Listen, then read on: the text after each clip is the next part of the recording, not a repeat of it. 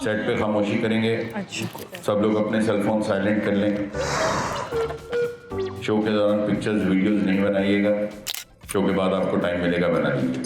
सारे अंदर से थर थर कांपना शुरू कर दें। चेहरे पे मुस्कुराहट हो लेकिन दिल डर रहा हो। हारून साहब आ रहे हैं जी। खामोशी करेंगे सेट पे। खामोशी माजिद साहब। यार वो ड्रेस चेंज करने का। ओकाशा खामोशी करेंगे। अस्सलाम वालेकुम। डरना नहीं यार, वो मैं मना करता हूँ उन्हें। बात नहीं सुनते। अस्सलाम वालेकुम ऑडियंस, बहुत बहुत शुक्रिया आप तशरीफ लाए। वेलकम बैक नाजरीन। यार ये वो मेरी आवाज निकालता है और वो ऐसे बातें करता है। हारून साहब मैंने कल भी मना किया था, स्पेसिफिकली जाके मैंने मना किया। अच्छा वो आपसे ज्यादा अच्छी आपकी आवाज निकालता है। अमानत आज गाना आप सुनाएंगे? जी भाईजान मैं ही सुना। यार हमारी इतनी भी तनख्वाह नहीं है। दोनों बह के तेनू सुनिए। आज मेरा ख्याल है हम ना करें जहाने दानिश। बहुत बात है। तो जहाने दानिश में ना आज मैं एक किताब का जिक्र करना चाहता हूँ, बियॉन्ड बिलीफ उस किताब का नाम। Beyond belief. मैं बात हमेशा वो करता हूँ जब मुझे लगता है कि मेरे मुल्क के बच्चों को ये चीज समझनी चाहिए। उनके लिए बहुत अहम बात है। अब जो बियॉन्ड बिलीफ है ना, वो एक बात बताती है। वो ये बताती है हमें कि क्या वजह है कि हमारे ईमानियात, हम जो चीजें सोचते हैं, जो मानते हैं, वो चीजें हम पे असर अंदाज होती हैं। मैंने पहले भी एक मर्तबा बात की थी कि शाम का जो वक्त होता है वो देखने में सेम सहरी के वक्त जैसा होता है। बिल्कुल सर, राइट। लेकिन सहर के वक्त आदमी फ्रेश फील करता है, अच्छा फील करता है। शाम के वक्त ग्लूमी फील करता है।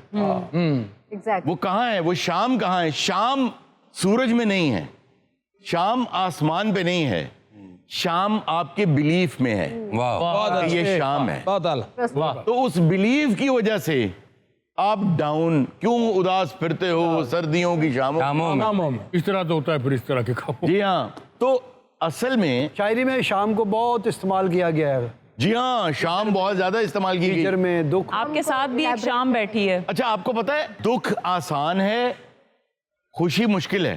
बेशक। मतलब दुख में शायरी करना, गम की शायरी करना आसान है, बहुत आसान है। सही बात। खुशी की शायरी करना बहुत मुश्किल है। मुश्किल। इसीलिए जो शोरा हैं वो ज्यादातर ग्लूमी बातें करते हैं। गम, दुख, हिज्र, वसल की शायरी बहुत कम है।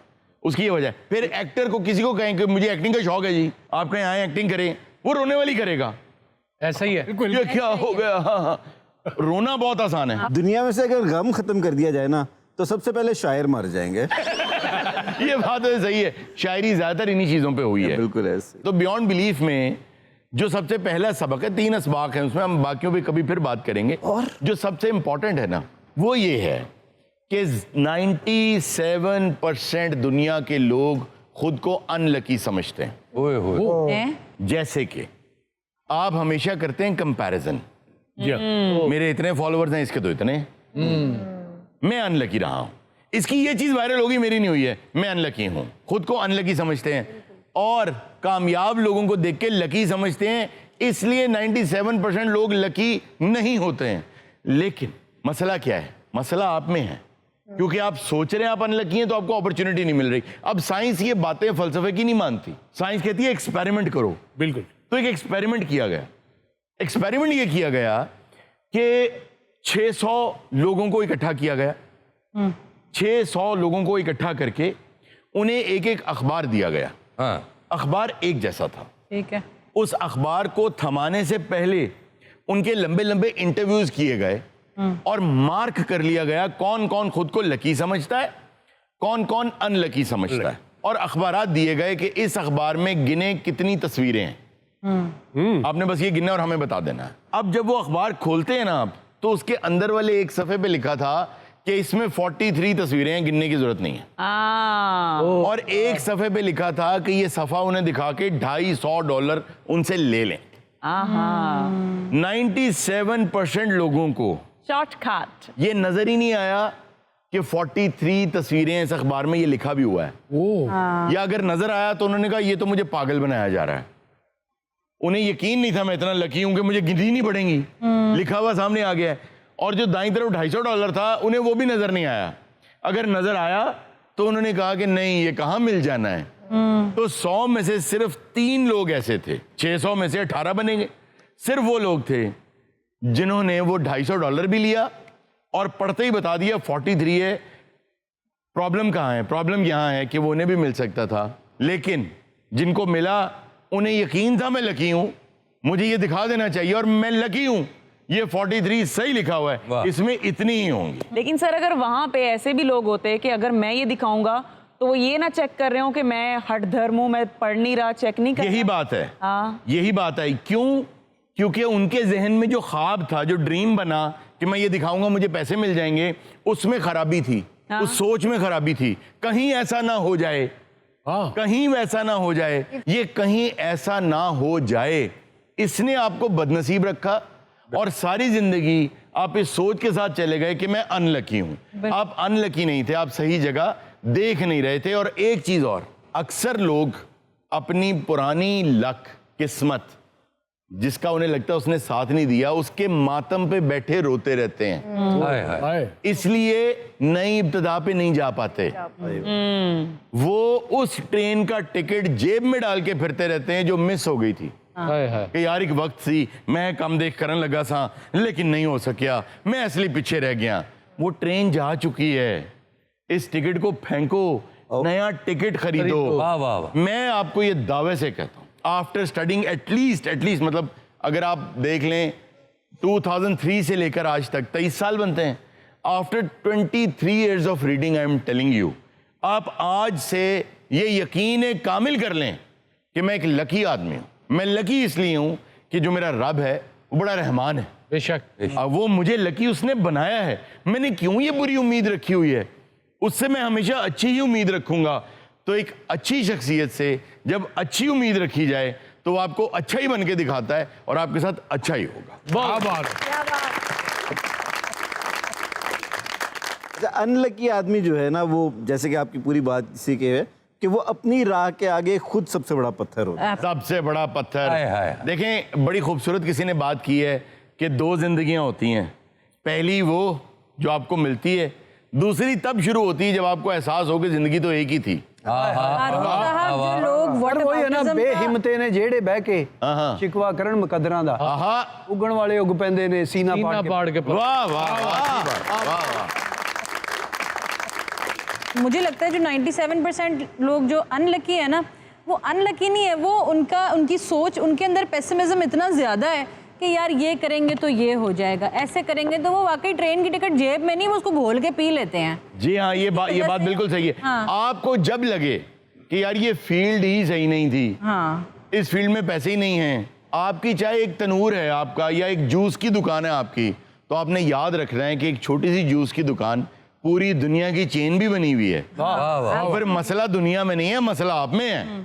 एक तनूर से उठ के पराठे लगा लगा के आज लाहौर में ही एक बहुत बड़ी चेन है पराठों की सिर्फ। ऐसा ही है। तो फिर मसला आप में है, मसला दुनिया में ही नहीं है।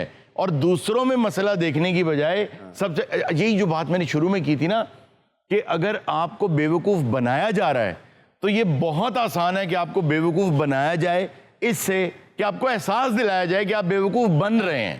ये एहसास नहीं होता। अच्छा, बाज लोग तो अपनी लक पे भी लिमिट लगा लेते हैं। जैसे भी आपने एग्जांपल दी कि एक पूरी चेन है पराठों की लाहौर में, लेकिन उन्होंने भी अपने आगे एक बैरियर लगा दिया। वो सोच ही नहीं रहे कि हम दुनिया की चेन भी बंद, क्योंकि उन्होंने सिटी के साथ लिंक कर दिया है ना अपने आप। यहाँ पे हम मिसालें देखते हैं कि कुछ फूड चेन्स पूरी दुनिया में फैल चुकी हैं, हम ये सोचते ही नहीं है। उसकी एक और वजह है, उसकी वजह यह है कि हमारी कंपनी अगर चल पड़े ना तो हमने आगे अपने बच्चों को डिलीवर करनी होती है। बिल्कुल। हम ये सोचते ही नहीं कि हम एक बोर्ड बनाएं, उस बोर्ड में और लोग भी आ सकें, वो हमें आके ज्वाइन करें, कल को कंपनी जो अच्छी चला रहा है कंपनी उसके पास चली जाए।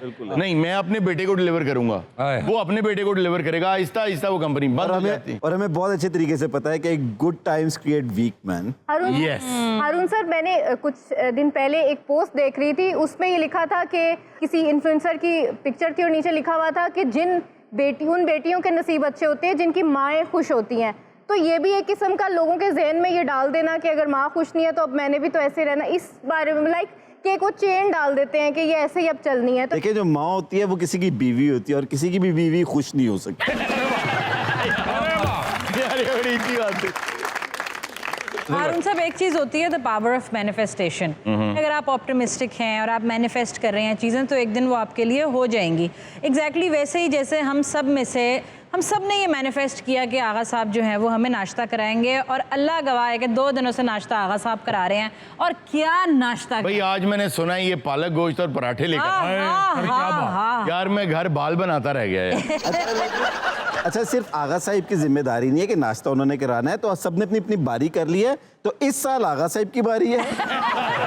नहीं, तुसी अगले साल भी मेरी रखो, मैंने उम्मीद है विचों बंदे घटणगे।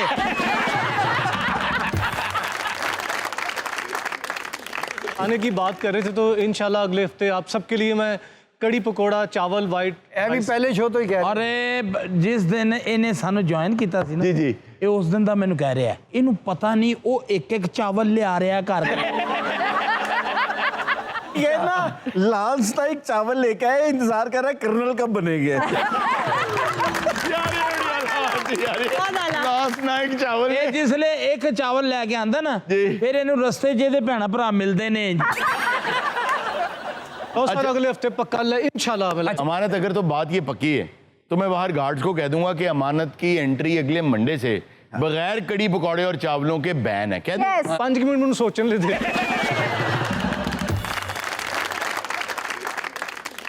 अमानत बहुत आया, इतना अच्छा कि देखो को है सही बात। नहीं मैं सही बात, तुम्हारी आवाज में किसी ने ये गाना बहुत अच्छा गाया। हाँ यार, ये वोकल्स निकलवा के म्यूजिक दे देते हैं। यार बहुत आला, शाबाश। नाज़रीन, ये था आज का शो। इंशाल्लाह आपसे मुलाकात होगी नेक्स्ट शो में। अपना बहुत सा ख्याल रखिएगा। अल्लाह हाफिज।